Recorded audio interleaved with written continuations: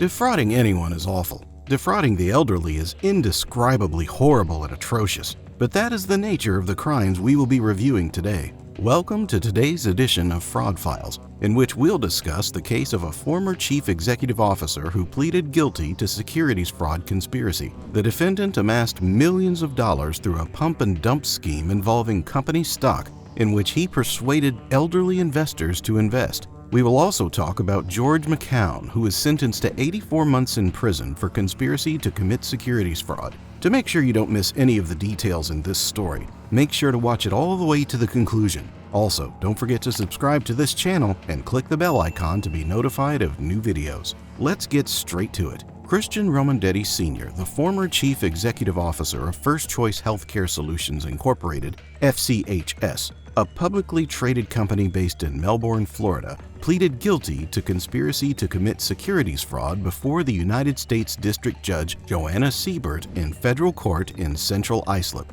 Romandetti risks a maximum sentence of 5 years in jail if convicted. The guilty plea was announced by Breon Peace, United States Attorney for the Eastern District of New York, and Michael J. Driscoll, Assistant Director in Charge, Federal Bureau of Investigation, New York Field Office. Through deceptive means, the defendant cheated his investors, many of whom were elderly, stated United States Attorney Peace. With today's guilty plea, Christian Romandetti Sr. is held responsible for orchestrating and profiting from a pump and dump scheme involving shares of his own healthcare services company. Mr. Peace also expressed his gratitude to the Securities and Exchange Commission of the United States for their valuable cooperation and help during the investigation. According to the indictment, between May 2013 and June 2016, the defendant and others participated in a multi-million-dollar scheme to defraud First Choice Healthcare Solutions investors and potential investors by manipulating the price and volume of traded First Choice Healthcare Solutions shares by, among other things,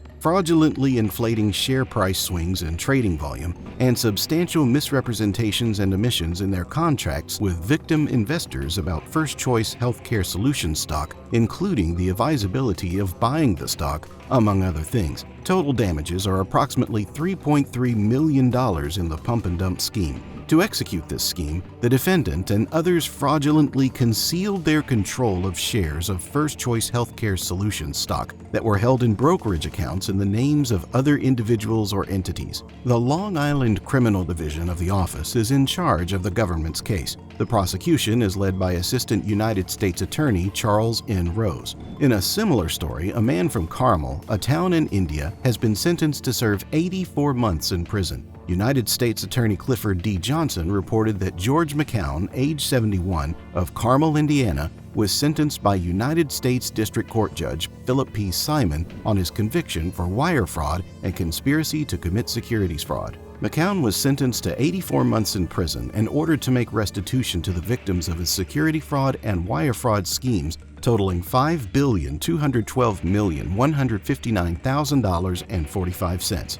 According to court records, McKown teamed with Richard Gearhart to run Asset Prevention Specialists, APS, a company they said would generate profitable market investments for its clients between 2008 and 2013. Over 40 people were convinced by McKown and Gearhart to invest their savings, pensions, death benefits, and IRAs with Asset Prevention Specialists, resulting in a windfall of millions of dollars. McKown, posing as the president of Asset Prevention Specialists, assured his investors that their initial investment was safe, that they would earn a return of 6 to 8% on their investments, and that their initial investment would be refunded if they so desired. Following the receipt of the funds from the investors, McKown and Gearhart abandoned their plan to participate in the stock market and began utilizing their clients' funds to fund their own personal business initiatives and the businesses of their associates. McKown and Gearhart had spent almost $5 million from their backers by 2013. Through Asset Prevention Specialists, they kept their investors in the dark about the losses by giving them forged financial statements and 1099s that falsely claimed they were generating a constant return on their investments. The two continued to recruit new investors through Asset Prevention Specialists in order to hide the losses and keep the scheme afloat. When Gearhart filed for bankruptcy in 2013, many of the victims found that Asset Prevention Specialists had taken their savings. Prosecutors claimed the couple used the money from the investors to refund other clients in order to keep them from becoming suspicious. a classic Ponzi scheme strategy of defrauding individuals. According to the Indianapolis Business Journal, at least 25 people aged 50 to 90 made investments totaling more than $5 million between 2008 and 2013. Many of them didn't realize their money was vanished until Gearhart filed for bankruptcy in 2013. Prosecutors claimed that instead of investing the victim's money as promised, the defendants distributed it to new investors, which is a common component of a Ponzi scheme. McKown and Gearhart are accused of illegally diverting some of the victims' funds to enrich themselves, according to prosecutors. Many of the victims were retirees who had put their life savings, totaling more than $8 million, into the scheme. Officials from the bankruptcy court were only able to retrieve a portion of the victims' funds. Richard Gearhart, a co-defendant, pleaded guilty to securities fraud conspiracy in December of 2019.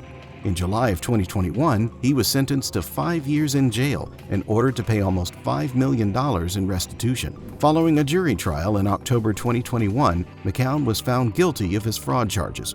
The U.S. Postal Inspection Service, the Federal Bureau of Investigation, and the Indiana Secretary of State Securities Division investigated the matter. Assistant United States Attorney Thomas McGrath and former Assistant United States Attorney Toy Denise Houston prosecuted the case.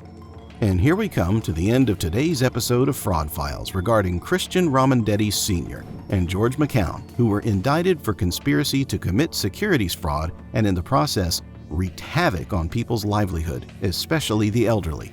Remember, you will never find security in stealing from others in security fraud. We hope you enjoyed the video. If you did, please subscribe to our channel and push on that like button.